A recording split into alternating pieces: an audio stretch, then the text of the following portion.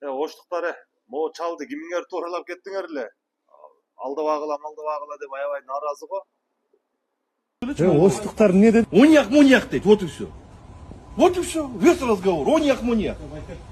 Вот кичине мындай, кыргызча сүйлөп, мындай тазараак, анан алдабай, салдабай кичине мындай жашаса болот да туурабы? Алдабай, анан мону эмне жазып атасың? Мону жаза берчү. Айтып бүттүм. Негизи бул алдабагыла деген оштуктар эле алдайт деген сөз да. Бул туура эмес да. Бир-эки осураак бир-эки жалганчы алдаган болсо, бүт бир тараптуу элдин баарын жалганчы деш туура эмес. Анан кыргызча сүйлөө деп мындай тантырап атпайбы? Өзү кыргызча сүйлөбөйсүңөр деп. Бул мындай өтө кругозору тар адамдын түшүнүгү да. Тил байлыгын түшүнбөгөн мындай бир неграмотный адамдын түшүнүгү.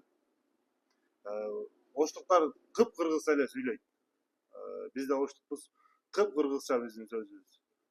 Тил байлыгында ушундай сөздөр бар. Болгону орустун саясаты менен түндүктүн сөздөрү, түндүктүн тили адабиятка кирилип, түштүк жактын сөздөрү адабиятка кирбей калган. Ушуга мээси жетпеген тупойлор оштуктар кыргызча сүйлөбөйт, так сүйлөбөйт деп коюшат. Урматтуу тупойлор, урматтуу деле урматсыз тупойлор, түштүк жак, баткенби, ошпу бүт эле кыргызча сүйлөйт. Ошол кыргызча сөздөр болгон ошол тил саясаты болгон убагында мээси жетпегендерге айтып коелу.